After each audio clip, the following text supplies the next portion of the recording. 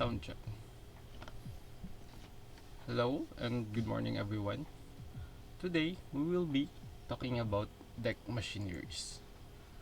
And in this lesson, after the lesson, you will be able to explain the operation, function, construction of different deck machineries that are used on board the ship. So what is a deck machinery? So basically, these are the machineries that are found on the deck of the ship, no? And these are the equipments used by the deck department. So we have three departments on board: catering, engine, and the deck. So we, as marine engineers, belong to the engine department.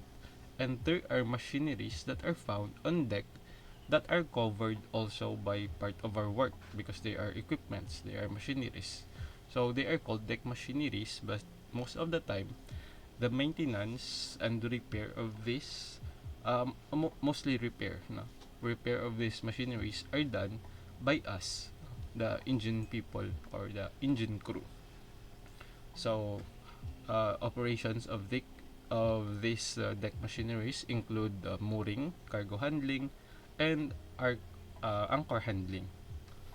Okay. So you will see here that when you say deck, no, a deck is a platform or a section of floor on a ship. So basically, deck is the floor of the ship. No? So you see here you have the quarter deck, which is the poop deck. You have the forecastle deck. You have the main deck here, which is the main deck on ship, right? So when you step when you are stepping on the floor of the ship, that's basically called the deck. So you will have just an idea why it's called deck machinery. Okay? So most common operations on deck is mooring and unmooring. This one, mooring and unmooring. Anchor handling. So this one you see, this is the anchor. No, you can't just manually drop the anchor, of course, because it's a heavy equipment, no. So you are using deck machineries and cargo operations, no. So for example, this one they are lifting cargoes with the use of this equipment, which we will be discussing going forward. So cranes. So a crane is a type of machine generally equipped with a hoist rope, wire ropes or chains, and sheaves that can be used both to lift and lower materials and to move them horizontally.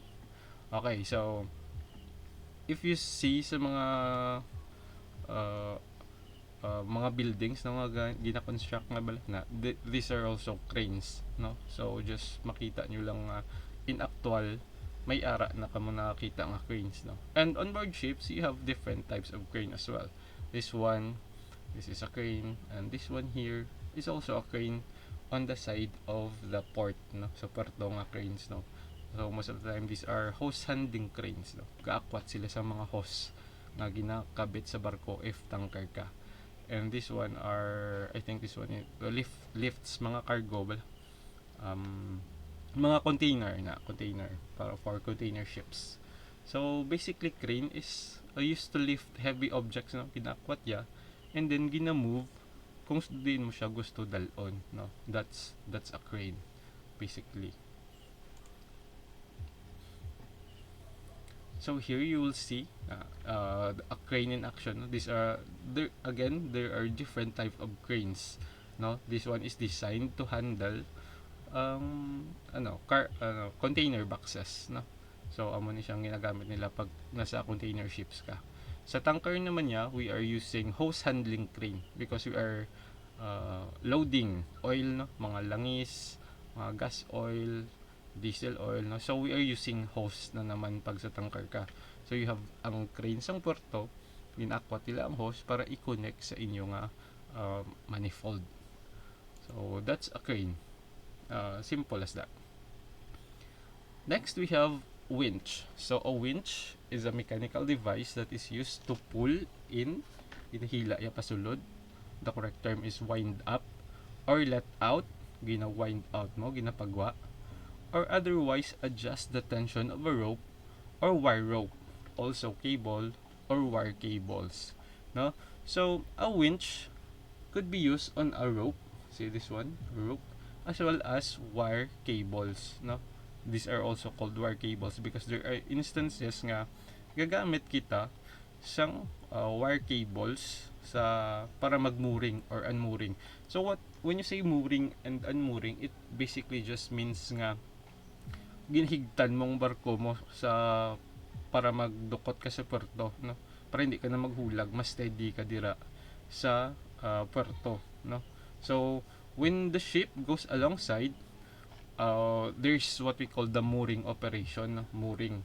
So meaning you let out ang mga ropes nyo sa barko nga nakakabit diri sa aton nga winches, and then gina-fasten siya or ginakabit siya dito or sulod siya dito sa mga fittings sa may ports sa mga sa sides ng port kung saan para ma-fix ang imong nga barko, no? So this operation is done by by the deck crew, no? So sometimes there are instances nga engine ratings are also involved nila sa mooring operations, no? So that's it.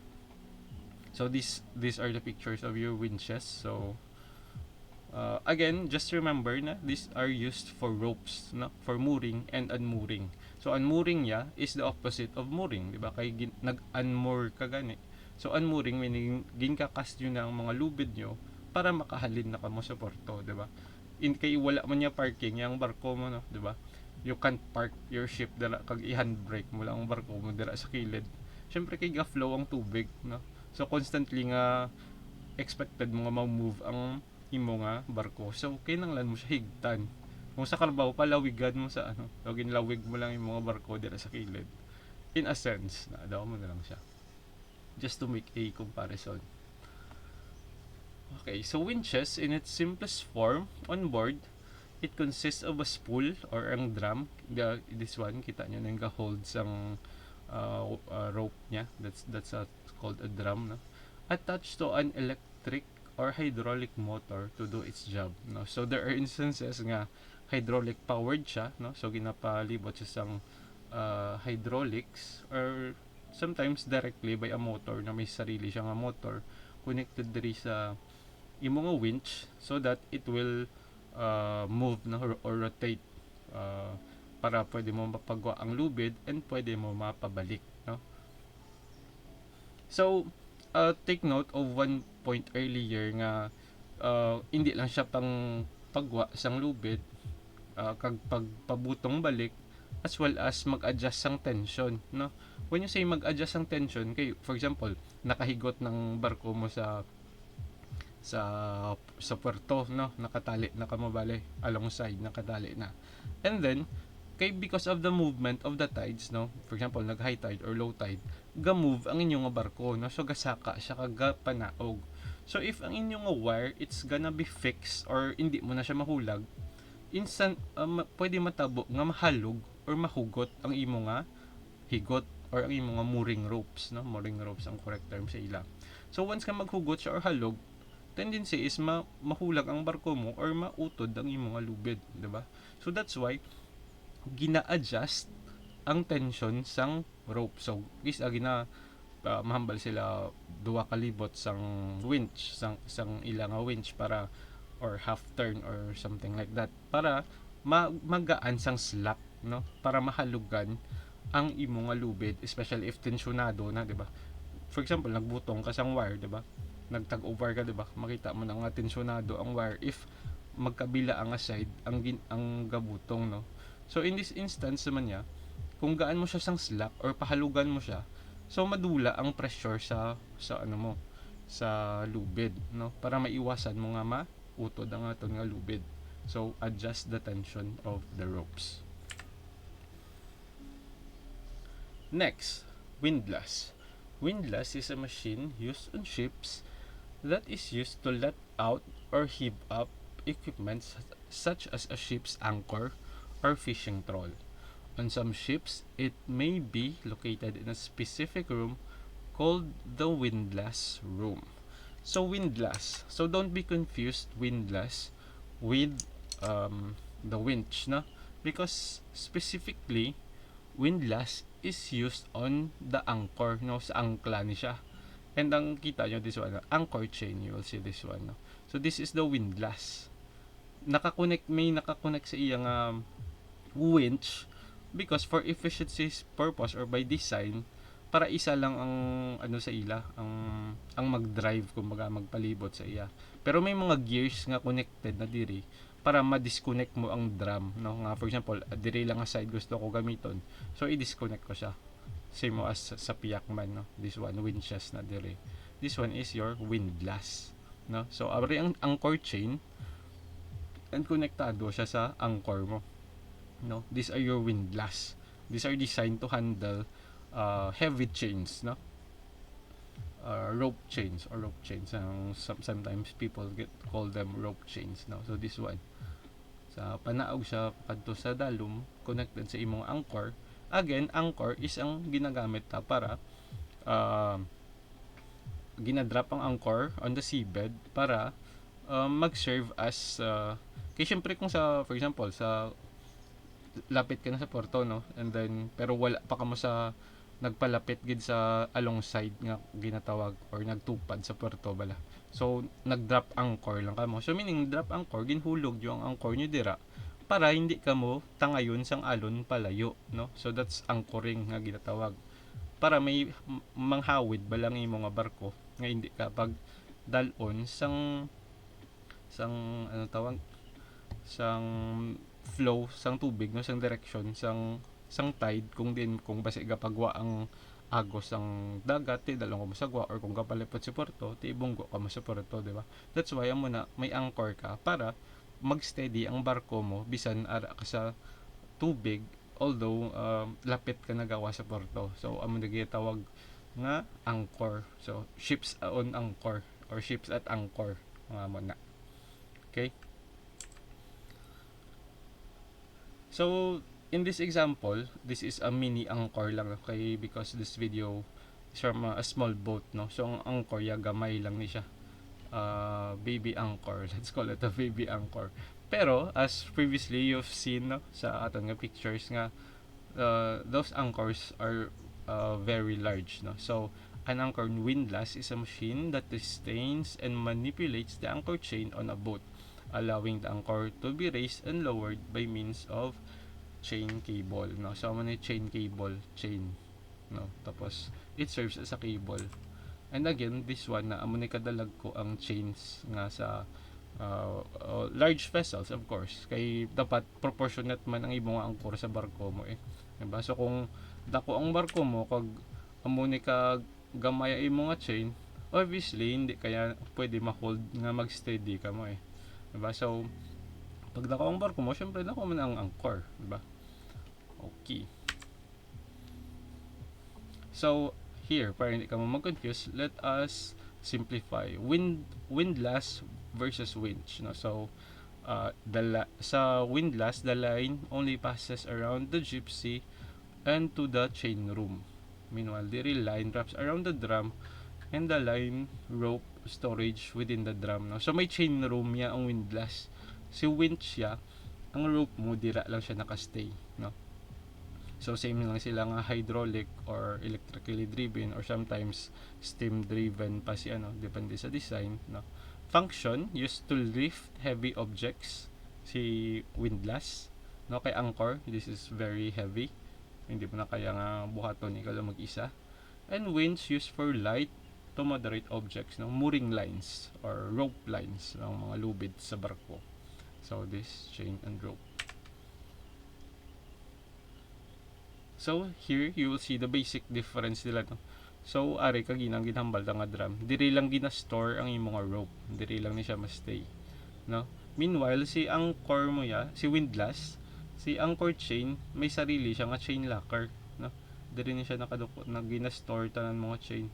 Syempre para maiwasan mo nga maglapta, it will cause hazard pag ibilin mo lang siya sa nakalapta diri sa deck, no? So that's why may ari kita nga chain locker. and then the chain goes onto the windlass, this one, windlass, and going to the chain stopper, basta sa mga last connection niya diri sa shackle, and then to the anchor, this one ang angkla, di ba? Angkla, and then once nga gin operate mo ng imong windlass, manaog siya. Okay? So basically, just remember, winch is for mooring ropes and wires, and windlass is for the anchor, no? So simple as that. Next, we have deck fittings. So ano naman ang deck fittings? A deck fitting is an equipment or a fitting on board the ship which is usually not power driven. So wala, no need nga gahulag ni sila, no? They are not power driven, but at the same time helps to the deck operation on board. So ga-assist ni siya sa ating nga mga equipments mentioned earlier. The following are the deck equipments that can be commonly found on board most ships. So these are your fair leads or your roller fair leads, your bitts, bollard, and chuck. So fair lead rollers or roller fair leads are essentially components of a boat's or ship's anchoring and docking system, designed to guide and manage lines, ropes, or cables during various maritime operations. This component consists of a set of cylindrical rollers strategically placed to facilitate the smooth passage of lines while reducing friction and wear. So take note of this, friction and wear, no? So gagamit kita sang fair lead or fair lead rollers para ma-reduce ang friction and wear sa imo nga ropes, especially sa ropes, kaysa ropes ni siya ginagamit. Now this one is your fair lead, na? So you will see here that diri sa mga buho nga ni, diri gaagi ang imo nga rope, no? So ang roller gani gahulag siya. So if you can imagine nga nakatungtong dira ang rope, and then may tension ang rope bala, no? So kay gahulag ang barko mo, kay sa dagat ka mo, di ba? Expected mo nga hulag siya eh. Hindi siya stay nga, wala gid siya naka fully fixed, no? So ang rope mo is under tension na siya, no? So may instances nga mahalog siya, mahugot, so mahulag ang rope mo going forward and going backward, no? So kung ang ginatungtungan sang rope mo is something nga fixed, no? So makiskis siya dito. So in the long run, if sige ang kiskis niya, it will create friction and wear, no? Diba? So kita nyo na sa movies na bilang nga ginakuskos yung mga lubid para makatakas, diba? So that's friction and wear. Kaya gina-applyan mo sang friction, gainit siya. So eventually mapigtas or mautod or ma-part, no, ma-separate ang imong lubid. So that's your purpose ng fair lead, no? Para may iwasan mo nga hindi dasig nga ma-deteriorate or magkaroon sang wear and tear ang imong lubid, no? So there are different kinds of roller fair leads, no? This one, roller fair leads, so long as ga-reduce sang friction and may roller siya. So that's a pedestal fair lead. That's a fair lead, no? You have your pedestal. These are also called roller fair leads. These are your fair leads. Some calling it Panama fair leads, or so long as it has a roller that prevents friction, that's basically called a fair lead. Bollards. So, the marine mooring bollard is a post used on ship's deck or quay, no, sa porto. It is simple and cost-effective way to fulfill mooring requirements. So again, mooring, no? So ginahigot mo ang imong barko sa puerto. So di mo siya ihigot sa porto, di ba? Hindi mo pwede nga basta mo lang ihigot siya dira. So these are your bollards, na. So naka-fix point. These are fixed points sa porto, no? So may dalong pa na nga gina-make sure nila nga hindi basta-basta nga makakas ang imong mga bollards ngani, no? So hindi lang na siya basta-basta nakatungtong dira. So some are bolted with large screws or metal nga rods, no, para ma-fix siya dira. Kaya syempre ang barko ang ginauyatan niya mo. So it's not just magically nga gintungtong lang dira if you will look, no. matawagin tungtong lang, pero hindi, it's these are very fixed and steady points nga na ara sa porto, no. Again, bollards comes in different shapes and sizes, no. Cruciform bollards, ari daw double bit bollard, mga siya. These are single bit bollards. So again, these are different types pero they serve the same function. Okay. So bollards are generally referred to as a short post on the quay or jetty, quay, puerto, no. Kung sa bangka pa dira sa ano, it's a terminal, sa puerto. Na used to secure the ship's mooring lines, a single bit on ships, which is the eye of the rope is attached. No, the eye of the rope is attached. So, sa punta ni isang mooring lines nyo, may loop na siya dara, no? Naka-splice nga loop. So, that's what you call the eye of the rope, no? Kay para dira mo ikabit ang imo na this one, you see this one? This one is the eye of the rope, no? So, naka-ready na siya para isabit diri sa imo nga bollards once nagmuring operation nakamo. Okay, so that's bollard, no? So bits. So bits naman niya also is a pair of posts on the deck of the ship for fastening mooring lines or cables. No. So take note of this one. Bits is a pair of posts, no? Pares kina sila perme, pares. Now these are your mooring bits. These are your fairleads as discussed earlier. No? Kay may roller siya. And yeah, these are your bits. No? Basta pares, automatic bits na nga siya. Pag single post, pag isa lang, that was bollard as discussed earlier. No? This time, pag pares siya, pair of post, duwa ka poste, that's your bits. Okay. So again, bits, diri mo ni siya ginahigot. For example, may lubid halin sa puerto, pakadto sa inyong barko, so diri niya na ginahigot ang lubid from the port, no. So amo ni siya ang ginaobra sang the people during mooring, no. So aside sa aton nga lines, may lines man halin sa puerto, no. So muna siya. So bits consist of pair of posts on the deck of the ship mounted vertically on ships to secure mooring lines from other vessels. So hindi lang gid from porto kundi from other ships man. For example, STS, no, or ship to ship nga operation. So duha ka barko gatuparay and they are doing, for example, gakarga siya sa inyo sang fuel, no, ang other nga barko nga ni. So ang lubid nila ihatag nila sa inyo and then ikabit ninyo ang inyong nga lubid diri sa inyo nga mooring bits, no. Same as ang lubid ninyo isend nyo man sa other ship and dira nila ikabit ang ilang nga lubid sa bits, no. So ship to ship nga operation. And then we have the chocks, no, a guide for a mooring line or steel towing wire which enables the line to pass through a ship bulwark or other barriers, no. So bulwark meaning barriers, na kita mo niyang nga side, this one and this one, no. Ang daw mga barriers bala nga gasulubra nasa side of the ship, that's your bulwark, no. So para maalaw nga makaagi dira ang imo nga mga ropes for mooring, see this one, para makalusot siya dira, we are putting chocks, no.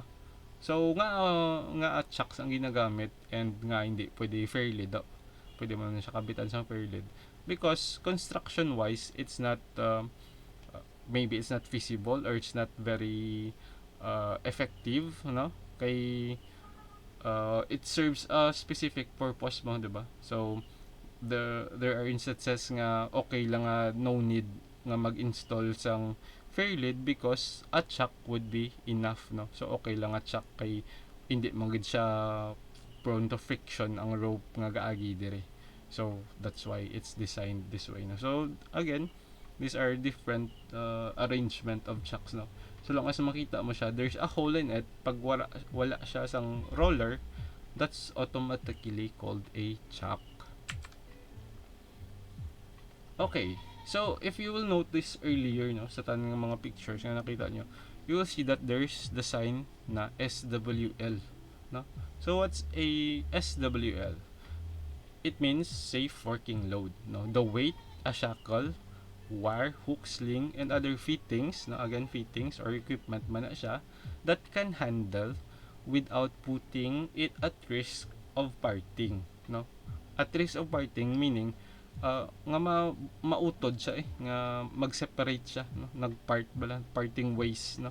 Nagkadto siya sa kabila, nagkadto siya sa kabila, separate ways na sila, nag-part sila, so nautod, nabugto, no? In karaya nagbugto, no? So nautod sa.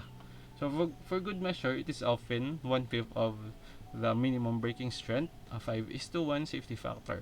It is usually stamped or tagged on the items, no? So why am I giving this an emphasis? Because this is part of safety man sa barko, no? So if wala ka sang SWL nga label dira, how would you know nga kaya niya mag-hold sang amo ni ka bugat nga load, no? For example, may VLCC ka mo nga natupad, dako nga barko, VLCC, very large crude carriers, no? Mga dalagko ni nga tanker, and then nagmuring sila sa inyo, tapos nabuo ang capacity gila isang inyo nga bits na kabitan or bollard, no? So pagkabit dira, wala ka mo kabalo nga hindi yagali kaya ang weight kay syempre gamay inyo barko mo, no?